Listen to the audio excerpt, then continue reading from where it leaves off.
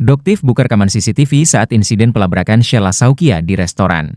Pengusaha sekaligus selebgram yang dikenal sebagai dokter detektif atau Doktif akhirnya buka suara mengenai insiden pelabrakan yang dilakukan selebgram Sheila Saukia pada 17 Januari 2025 di sebuah rumah makan di Jakarta. Kejadian tersebut sempat terekam dalam video dan viral di media sosial. Doktif mengungkapkan bukti berupa rekaman CCTV. Simak potret lengkapnya berikut ini. Ini yang di dalam ya. Kalian lihat dari pintu yang terbuka, mereka datang. Kita sebenarnya mau pulang. Memang kita mau pulang, ujar Doktif dalam konferensi pers yang digelar di kawasan Tebet, Jakarta Selatan. Doktif menjelaskan bahwa situasi di rumah makan saat itu menjadi tidak nyaman, baik untuk dirinya maupun pengunjung lain. Bahkan, pintu restoran sempat ditutup selama insiden berlangsung. Tuh kan, pintunya. Masih ada pengunjung di dalam, tapi pintunya ditutup. Mereka mengaku polisi ya, tuh mereka. Mereka juga meminta pelayan di restoran memanggil polisi. Jelas sekali, itu pengunjung merasa nggak nyaman, ungkapnya. Lebih lanjut, Doktif mengungkapkan bahwa pihak Sheila sempat mematikan lampu restoran selama kejadian, membuat situasi semakin tidak kondusif. Orang yang beradab nggak mungkin melakukan perdebatan di situ. Tuh lihat, sampai lampu dimatikan. Doktif nggak ngerti kenapa ya, tuturnya. Merasa dirugikan, Doktif bersama kuasa hukumnya, Haryadi Harding, memutuskan melaporkan kejadian tersebut ke Polda Metro Jaya. Terkait dengan adanya insiden pada tanggal 17 Januari malam itu, mungkin teman-teman masyarakat sudah melihat rangkaian peristiwa yang banyak beredar di media sosial, ujar Haryadi. Haryadi juga menegaskan bahwa laporan tersebut melibatkan beberapa terlapor dengan inisial SS, AE, AA, HR, dan I. Terkait dengan peristiwa itu, kami sudah membuat laporan polisi terhadap beberapa terlapor dengan inisial SS, AE, AA, HR, dan I. Saat ini laporan sudah masuk di Polda Metro Jaya terkait dengan dugaan pemaksaan disertai ancaman kekerasan sebagaimana dimaksud dalam pasal 335, dipungkasnya. Langkah hukum. Akhirnya setelah dari Polsek, kami langsung membuat laporan polisi ke Polda Metro Jaya malam itu juga. Nah, kami sebagai tim penasihat hukum yang kebetulan hadir pada saat itu, seketika itu, tentu berupaya objektif ya. Kami berupaya objektif, kami melihat fakta-fakta yang ada dan fakta-fakta yang kami peroleh dalam waktu yang singkat itu, hanya beberapa jam, kami hanya bisa bertanya dengan beberapa saksi yang melihat, kami baru bisa menyimpulkan satu kejadian atau satu peristiwa pelanggaran hukum terkait dengan upaya pemaksaan itu tadi. Nah, setelah itu keesokan harinya kami kembali bekerja, mengumpulkan beberapa bukti, mengolah data, mungkin sempat menanyai beberapa orang. Akhirnya kami sudah mendapatkan beberapa tambahan informasi dan kedepannya akan kami tindak lanjuti terkait dengan adanya dugaan-dugaan pelanggaran hukum lainnya seperti itu. Iya. Oke, baik, terkait dengan tambahan-tambahan pasal untuk saat ini terkait dengan penghinaan dan atau pencemaran nama baik ya, itu sudah banyak videonya beredar yang menunjuk Doktif bahwa kamu menipu. Nah, itu sudah sangat kami duga kuat itu telah terpenuhi unsur-unsur penghinaan dan atau pencemaran nama baik. Iya. Kemudian terkait dengan adanya dugaan pelecehan seksual, terus adanya dugaan perampasan kemerdekaan, dan ini sedang kami pelajari ya, kami sedang dalami dan sesegera mungkin kami akan masukkan laporan polisi lagi. Jadi penambahan pasal ada lagi tadi sebenarnya ya, kita mau lagi dipelajari lagi, ada lagi. Iya, jadi ada juga penyebaran data pribadi ya. Yang lucunya, yang awalnya ada pagi-pagi Doktif sebarin itu, Doktif bangun tiba-tiba penuh dengan spam, ribuan WA masuk. Tiba-tiba Doktif dilaporkan nih ke Polda Metro dengan penyebaran juga data pribadi yang Doktif pasang di profil WhatsApp. Oke. SS. Di sini Doktif langsung ya tanya ke kamu nih, pasti kamu lihat kan? Oke. kamu melakukan insta dari yang chatnya dokter baca ya, yang di situ terlihat jelas meskipun kamu tutupin. Ada cerita nih, beberapa orang yang bilang dia lupa untuk mencoret tapi dia hapus. Nah selanjutnya dia coret tapi hanya setengah, jadi masih terlihat dengan jelas dan dokter punya semuanya nomornya dokter ya. Tapi kamu melaporkan dokter, kamu instannya kamu, anggotanya, followernya ada 3 juta lebih. Dokter cuman pasang di profil WhatsApp, yang sebenarnya yang baca, yang tahu itu cuman kurang dari 500 orang. Nggak apple to apple nih. Kamu yang melaporkan dokter penyebaran data pribadi yang cuma 500 orang, kamu menyebarkan di 3 juta lebih follower Insta. Oke. Jadi sekarang kamu melaporkan dokter yang sudah tidak ingin melaporkan masalah ini, dokter akan melaporkan. Jadi kita sama nih, ya. Jadi kalau kamu tidak cabut, ya dokter nggak akan cabut. Dan hukum di Indonesia itu, dokter yakin akan adil. Apakah efeknya sama? Apakah dokter akan menerima hukuman yang sama seperti yang kamu lakukan? Hukumannya sama nggak kira-kira? 3 juta lebih yang tersebar dengan 500 orang yang ada di nomornya dokter, ribuan spam yang masuk, apakah seimbang? Seperti itu. Dokter ini bukan tipe yang gampang tersulut emosi sebenarnya guys, dan kalian bisa membuktikan. Malah dokter tersenyum. Kenapa? Masyarakat Indonesia tahu seperti apa karakter mereka sebenarnya gitu. Jadi nggak perlu kenapa dia takutin atau dihadapi dengan marah-marah, nggak perlu. Dokter pun nggak takut karena semua yang dokter tampilkan fakta. Jadi kalau kamu tidak cabut laporan kamu, dokter tidak akan cabut. Dan kamu tahu ya, pasal yang dokter berikan berlapis. Lumayan nih kalau kamu cabut, lumayan ya pasalnya 1 berkurang ya kan.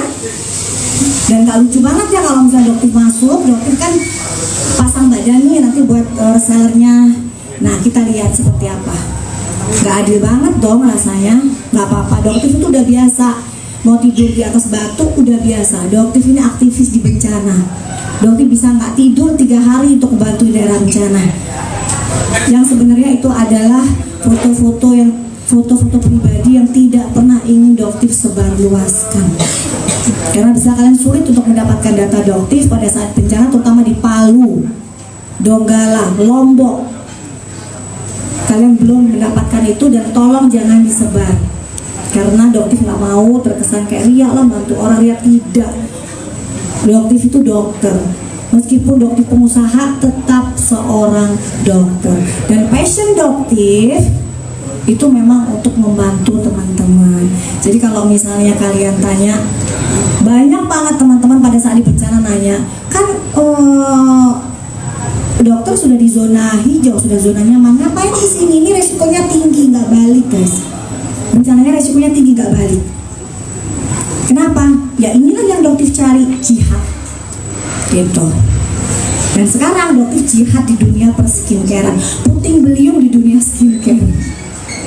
Jadi teman-teman bilang ini pasti gara-gara dokter ini nggak ada bencana, jadi akhirnya mencari begini. Enggak, alhamdulillah insya Allah nggak ada bencana lagi di Indonesia ya. Tapi mentalnya dokter bukan mental seperti itu ya, mental dokter pejuang jihad. Oke, terus mungkin ada pertanyaan?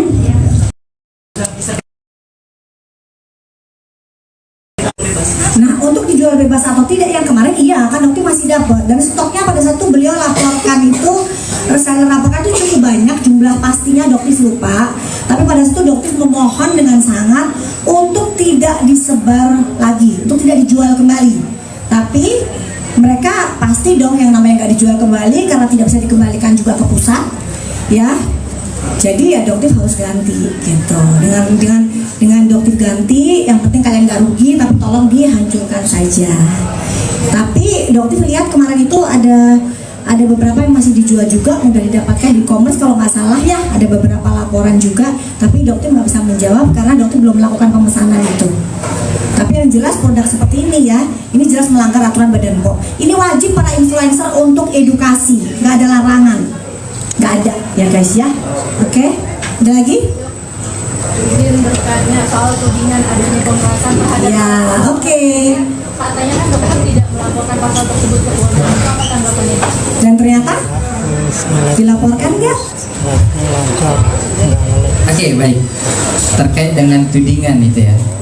Jadi berdasarkan analisa sementara kami itu Pak, kami juga sebagai tindakan penghinaan dan atau pencemaran nama baik. Ya, seperti yang kami sampaikan sebelumnya bahwa itu sedang kami dalami dan kumpulkan bukti-buktinya dan sesegera mungkin kami akan sampaikan laporan kepada pihak berwajib. Jadi saya tambahkan sedikit dari rekan saya. Jadi terkait dengan adanya tudingan bahwa dokter ini mulai tudingan bahwa dokter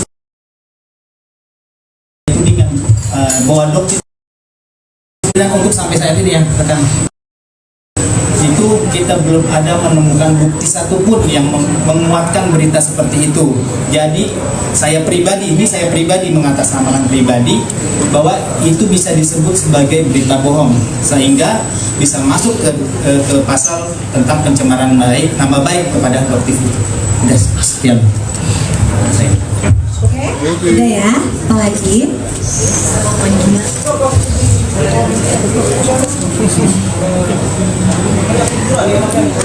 Banyak apa? Oh iya ante-antenya. Boleh boleh dicari ya di dia. Kawan-kawan. Oh staff. Bukan nanti staff, maaf ya. Bukan nanti staff.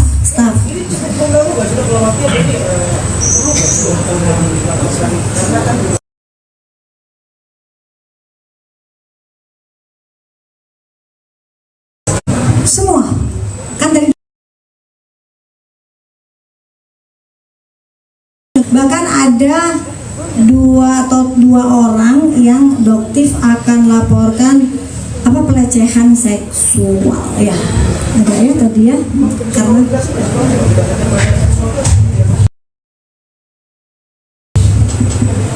Oke, baik, terima kasih.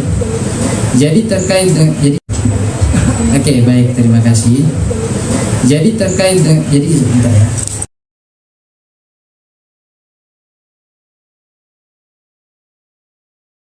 Jadi sebentar ya.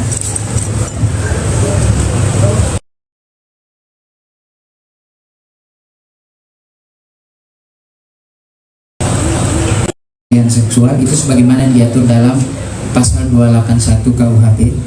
Bunyinya diancam dengan pidana penjara paling lama 2 tahun 8 bulan atau pidana denda paling banyak angka 2-nya barang siapa dengan sengaja dan di depan orang lain yang ada di situ bertentangan dengan kehendaknya melanggar kesusilaan. Kemudian berdasarkan penjelasan Kartini Kartono dalam bukunya Psikologi Abnormal dan Abnormalitas Seksual tahun 1989, pelecehan dijelaskan bahwa pelecehan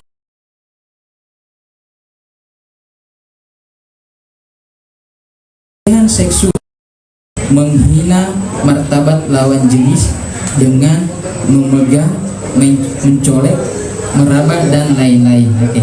Nah, mungkin teman-teman media sudah melihat berbagai macam jenis video yang beredar itu, ada perbuatan-perbuatan seperti itu, memegang atau mencolek, ya, kami juga mencolek, sehingga kuat dugaan kami bahwa itu sudah memenuhi unsur pasal tersebut. Seperti itu.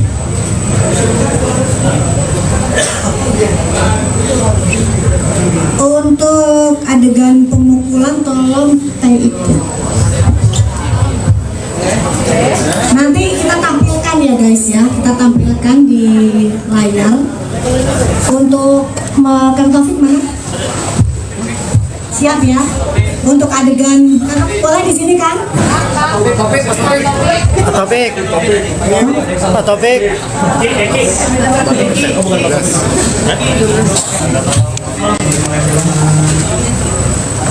Jadi juga ini adalah pelajaran ya guys ya, hati-hati. Jadi menyentuh orang itu pun harus dengan izin. Ya, jangan karena merasa dilindungi oleh atasannya, jangan merasa memiliki segalanya, bisa menyentuh orang dengan semudah itu. Yo, nih alhamdulillah sehat guys sekarang guys ya. Jangan di bawah, duduk di situ. Makan susah nggak semua? Ya, yuk makan. Jadi sehat walafiat, cuman agak-agak trauma ya. Jadi nanti ada ininya, oke?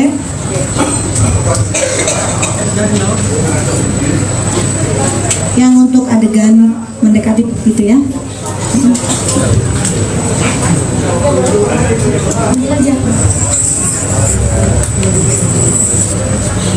Jadi di sini dokter ingin berulang-ulang mengingatkan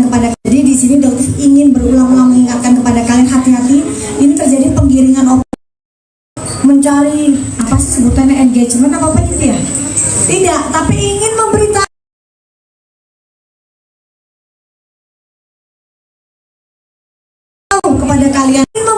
kepada kalian semua masyarakat seperti apa ini orang sebenarnya. Ya Pak, masuk Pak, masuk.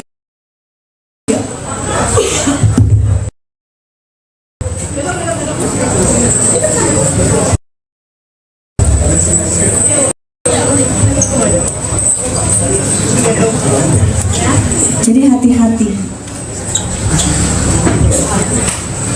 Hukum Indonesia.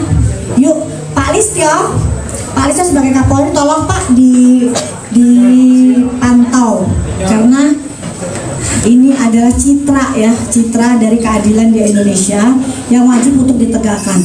Dan juga untuk teman-teman di sini yang nanya ada usaha damai, Doktif katakan dengan jelas tidak ada. Ya. Doktif tidak akan mencabut laporan dengan apa yang Doktif dan staf Doktif alamin saat itu.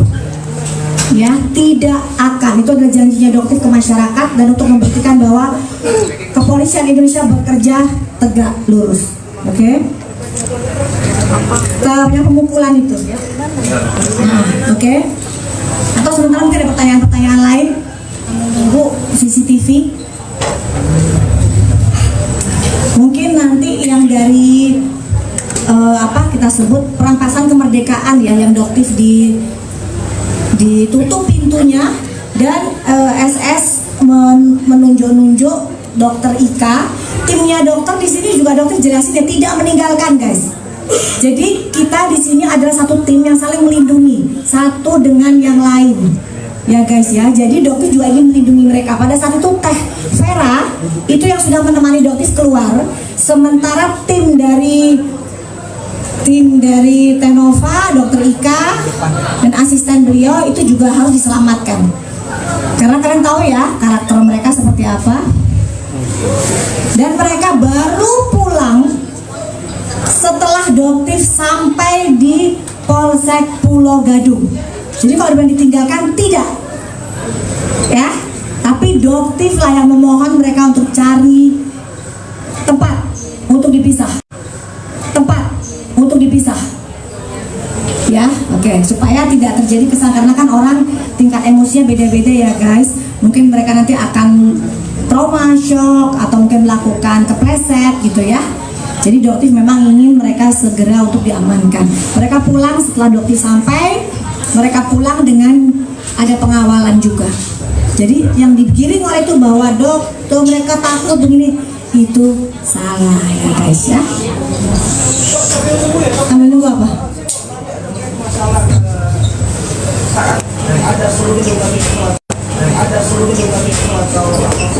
Ya.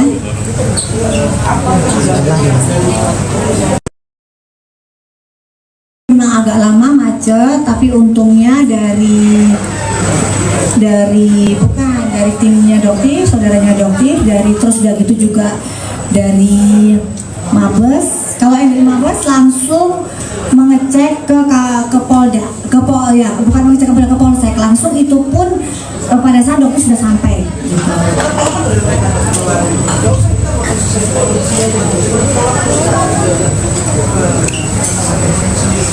Enggak sih, nggak ada.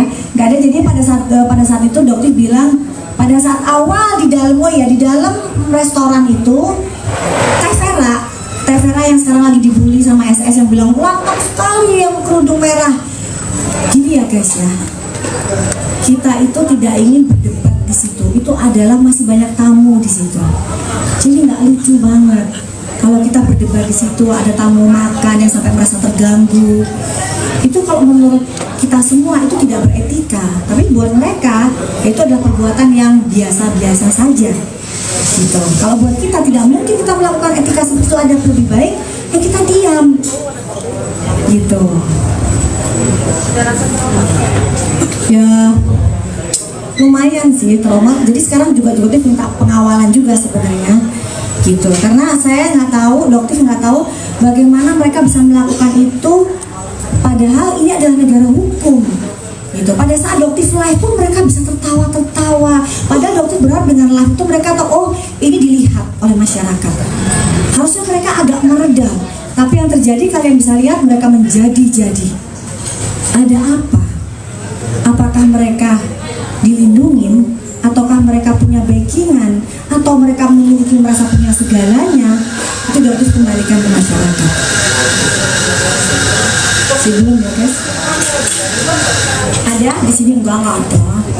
Cuman yang Doktif sesalkan mungkin ada salah satu mungkin mahasiswa kedokteran itu ya, yang nanti juga Doktif juga mungkin akan tampilkan sebagai bukti di Polda bahwa dia menarik Doktif ya.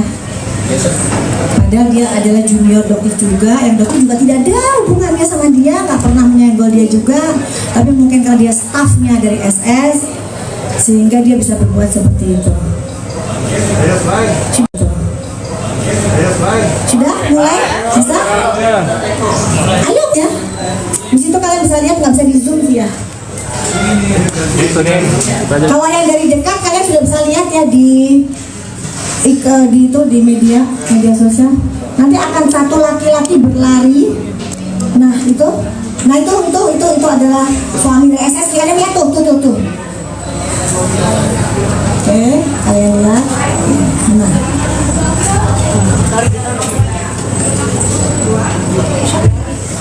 Ya, bisa dilihat. Oke. Nah, kalian tadi pause, ada yang berlari sambil melepaskan baju itu. Itulah. Nah, diulangi lagi.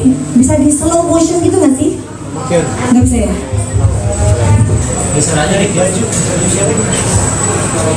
Itu maksudnya apa? Pasti ada alasan dia melakukan itu tuh, apa alasannya? Hah?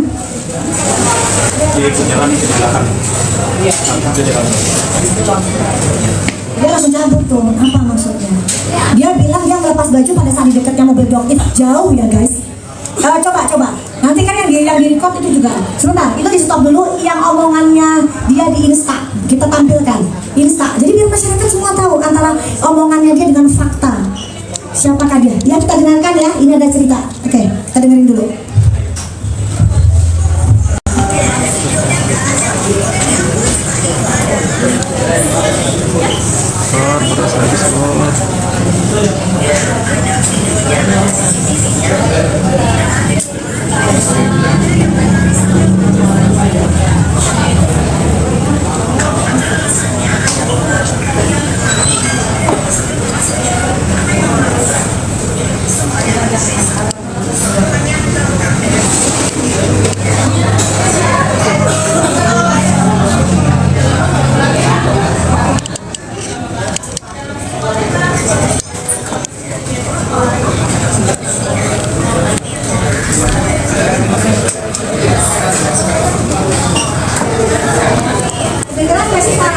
Enggak. Kenapa bisa?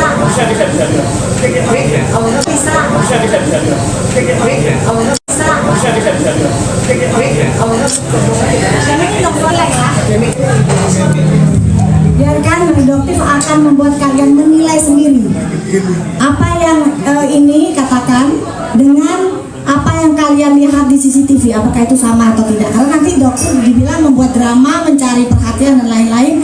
Ini adalah fakta.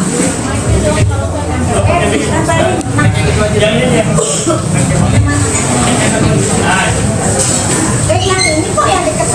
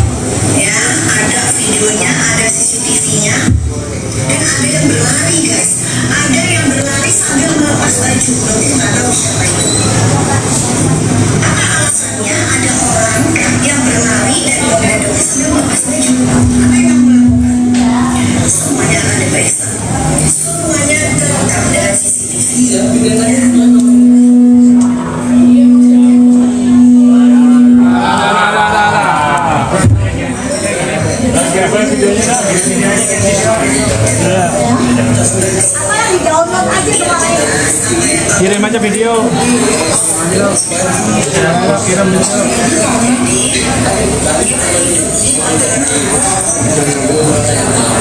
buat polisi. Ya pokoknya yang gitulah. Ya pokoknya dikirim ya kalian. Dia ceritakan dia melepas bajunya di dekat karena tertarik sama leher karena dia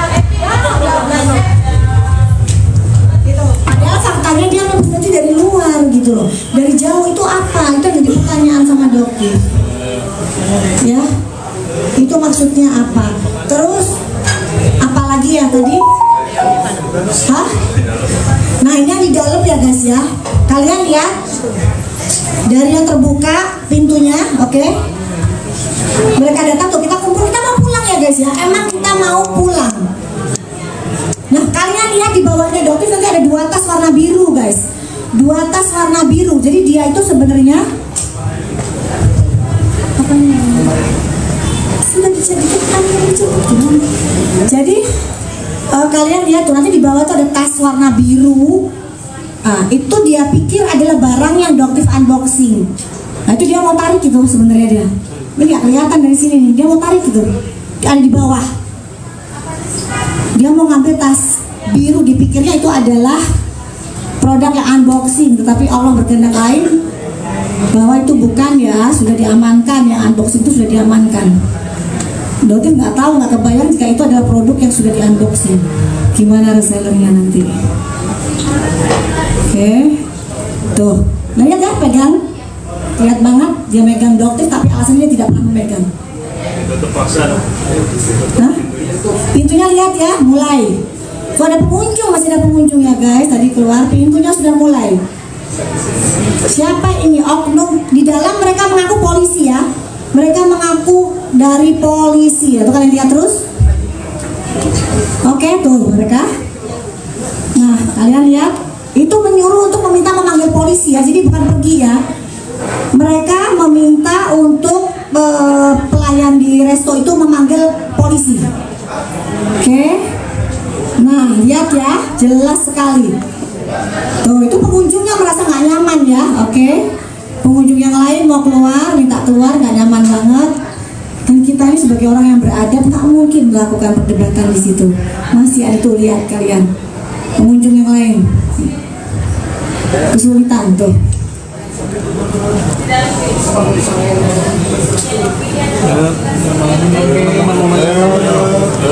Lihat ya.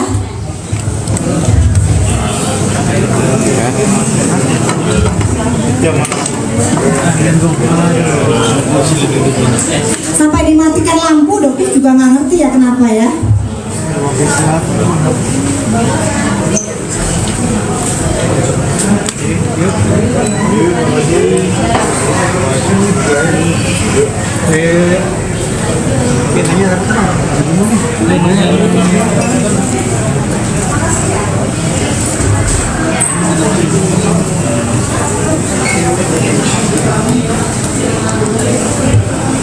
Oke.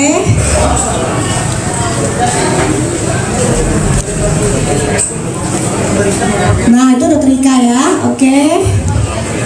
Apoteker Sandri, Nova. Nova ini adalah korban yang sekarang foto bayinya dipasang oleh AA ya, oleh Panda itu disebar. Itu juga dokter akan melakukan pelaporan juga.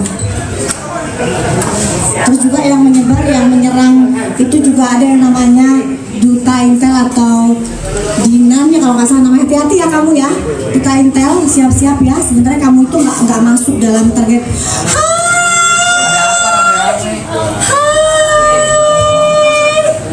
Hai Hasnaka, duduk dong. Nggak lama. Iya.